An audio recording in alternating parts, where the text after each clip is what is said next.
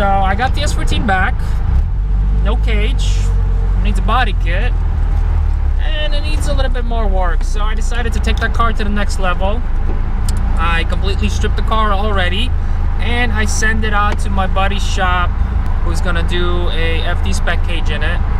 And while I'm at it, I'm gonna paint the whole interior, because I've always wanted to paint the interior of that car. I was just too lazy to disassemble everything out of it and get it all prepped up, cut the windows out again. But all that's done now.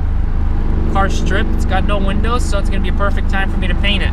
So here's where we are with the car. Obviously that's not how I got the car back. However, since I'm going to get a cage done, I gutted everything inside. Dashboard, passenger seat, seat belts, fire suppression system. I even cut out the back windows for easier access to do the cage. Also, after I get the car back from the cage being done, I'm gonna throw a rear mount radiator right in there, so the back window's never gonna go back in as the OEM one. The biggest problem I had with that 2J is overheating.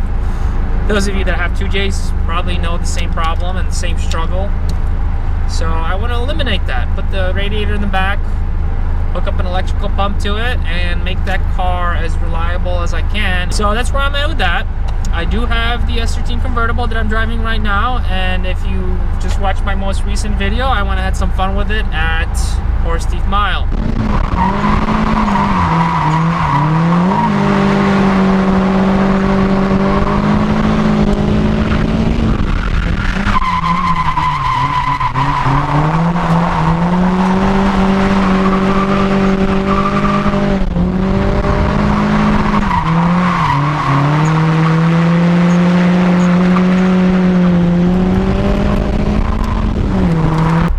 First event coming up is actually next week. Hopefully this video will be out before then.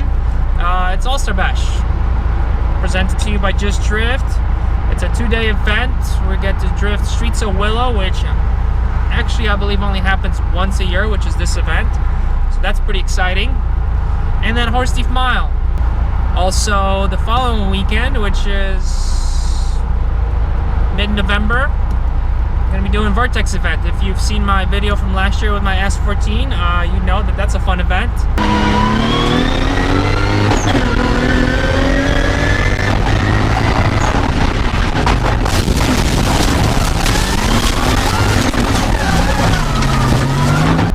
A lot of drivers. They're expecting 60 plus drivers on that tiny little track at Grange, so that should be fun as well. That's the update for now. Hopefully I didn't bore you guys too much. Off to the shop now and do a build breakdown on this S13.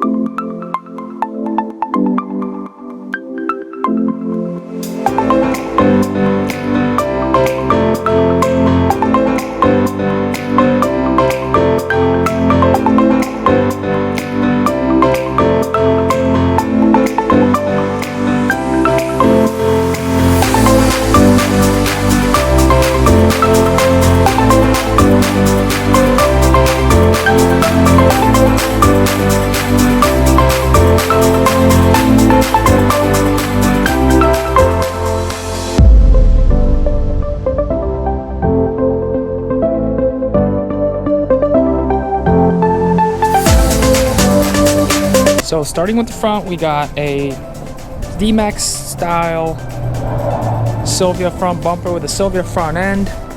Got plus 30mm fenders. I added on these D-Max side skirts, which make the car look a lot more aggressive. You got 30mm quarter panels. Going to the rear, it's got an aero rear bumper, semi-aggressive. Has an exhaust. Altezza taillights. I added on this Rocket Bunny wing from Fine Line Tuning. Interior, I made the cage myself. I have 2 videos of me going at it with that. Nardi steering wheel, sparkler speed, bucket seat, some racing harnesses for the safeties, Nismo shift knob, and of course you need a TV screen so you can watch your favorite movies while drifting. It's definitely a must. Going on to the wheels, I got VSKFs all around right now, 18 by 9.5 up front. Low positive offset, I'm not sure, but I believe the lips are between 3.5 and 4 inches. And then in the rear, I have 18 by 10.5 plus 15 or plus 17 offset. It's a 4.5 inch lip. Kind of hot boy. Could be bigger. Underneath the hood, we have nothing special going on. It's a stock KA. And it's so stock that I even have a stock airbox. Full stock, boys, full stock. We got an ISIS radiator, some silicone hoses, so not much going on here. You can see I have coilovers on here, which I'll get into in a little bit.